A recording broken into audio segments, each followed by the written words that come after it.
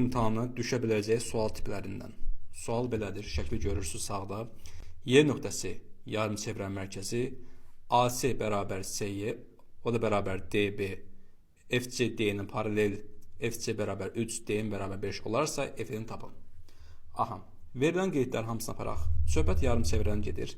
Y də çevrənin mərkəzidir. Deməli, A-dan Y-yə qədər məsafə çevrənin radiusudur. Deməli, A-yə radiusdursa, A-yə R-ə bərabərdirsə, yəni A-yə bərabərdir radiusdursa, onda bu yarı bölünür. AC də AC C-yə bərabərdir, C-yə də DB bərabərdir.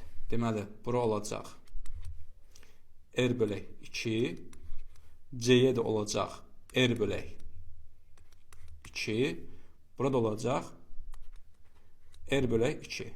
Və biz bilirik ki, YB də R-ə bərabər olacaq. Çünki çevrənin radiusudur. Onda YD-ni tapmaq üçün biz gərək R-dən R bölünsün 2-ni çıxaq. Onda YD bərabər olacaq. Buradan bir yerdən yazaq. YD bərabər olacaq. R çıxılsın, R bölünsün 2. Aydın məsələdir ki, o da olacaq R bölünsün 2. Çox xırdaçıla getməyə ehtiyac yoxdur. Demək, bunlar hamısı bir-birinə bərabərdir. Burada oldu R bölünsün 2. Bu şəkildə. Bu asan məsələdir. Problem burada yoxdur. Problem sonradan başlayır. Və burada şərt verir ki, FC D-nin paraleldir. Bu şərt elə belə deyil. Bu paralel şərt heç vaxt elə belə verilmir. Deməli, bunların üzərində belə ox işarələr qoyuruq ki, bunlar paraleldir. Paralel isə deməli burada olan CFND dördbucaqlısı trapesiya. Trapesiya nəyə deyilir? Yalnız iki tərəfi paralel olan dördbucaqlıya trapesiya deyilir. Və görürük ki, Y nöqtəsi trapesiyanın bir tərəfini, yəni yan tərəfini yarı bölür. Biz Y nöqtəsindən FC və D-nin paralel bir dənə parça çəksək, ona paralel. Bu olacaq orta xətt. Çünki biz bilirik ki, trapesiyanın orta xətti alt və üst oturacaqlar paraleldir və yan tərəfləri yarı bölür. Burada yazaq K nöqtəsi. Burada yəni KY orta xəttdir. Bir kənara yazaq ki, KY nədir? Orta xəttdir. Orta xəttdə FN-i yəni yarı böləcək. 2 xətt, 2 xətt. Bizə FN parçasının uzunluğu lazımdır. Deyir ki, buranı tap. Buranın uzunluğunu bilmirik. Bura hərəsini x yaza bilərik, hələ ki. Və biz avtomatiki KY orta xəttini tapa bilərik. Çünki trapesiyanın orta xətti alt və üst oturacaqlarının cəminin yarısına bərabərdir. Yəni, KY bərabərdir 3 5 bölünsün 2. O da olacaq 4-ə. Demək, KY oldu 4. Buraya yazdıq.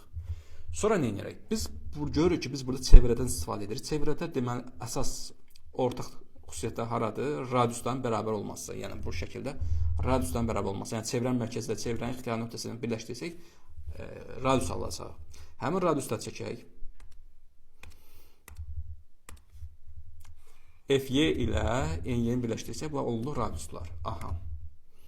Radiusda R işarələmişik. Ona görə bura R yazacaq, burada R yazacaq. Və görürük ki, burada FYN üçbucağı necə üçbucaqdır? Bərabər yanlı üçbucaqdır. Bax, bu üçbucaq bərabər yanlı üçbucaqdır. Bərabər yanlı üçbucaqda da burada YK median çəkilir. Bərabər yanlı üçbucaqda əgər YK mediansa, o eyni zamanda həm hündürlük olacaq, həm də tənbəl olacaq. Yəni, çıxdığı bucağı neyəcək? Yarı böləcək. Bu şəkildə. Deməli, FYN bərabər yanlış bucağında KY həm hündürlük, həm median tənbələndir. Bu bərabər yanlış bucağın xassəsidir. İkinci xassəsi. Belə. Və burada düzbucaqlı üçbucaqlar alınır 2 dənə. Bu düzbucaqlı üçbucaqların birindən istifadə edib Pifaqor teoremi tətbiq edə bilərik. Məsələn, bu düzbucaqlı üçbucaqdan istifadə edəsək, məsəl üçün, hipotenusun kvadratı, yəni R-in kvadratı bərabər olacaq katetlərin kvadrat cəmi. Yəni, R kvadrat bərabərdir 4-ün kvadratı üstəgələ x kvadrat. Bizim görürük ki, 2 dənə dəyişənimiz var, amma bir dənə tənliyimiz var. Tənliyin birinə də ehtiyac var, deməli. Burada, deməli, biz nəyə sübut eləməliyik bir də? Bizə şərt vermişdir ki, burada FC ND-yə paraleldir və s.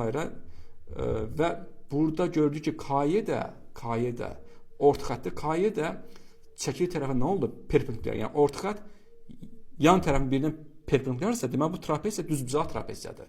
Düzbucaqlı trapezdə isə bura 90 dərəcə. Yəni bu paralel şərtinə görə bura uyğun bucaqlardır. Yəni burada 90 dərəcə olacaq. Eyni zamanda burada 90 dərəcə olacaq. Yəni bu trapeziya düzbucaqlı trapeziyadır. Aydınmı? Düzbucaqlı trapeziya. Həmin düzbucaqlı trapeziyanı mən bir qıraqdan çəkib çıxarsam, yəni çəkirəm ki, aydın görə bilərsiniz. Bu şəkildə.